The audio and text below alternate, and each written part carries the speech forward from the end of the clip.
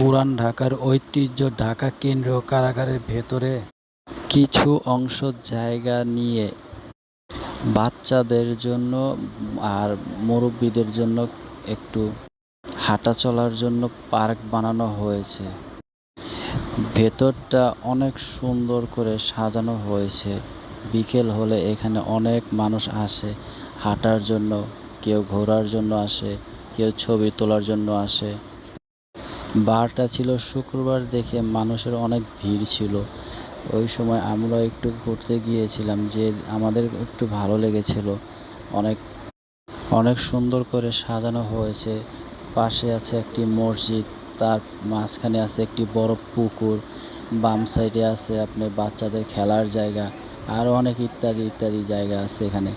আপনারা সবাই আসবেন, এই জায়গাটা ঘুরে দেখে যাবেন, আমাদের ঐতিহ্যবাহী পুরান ঢাকার আগে অনুভব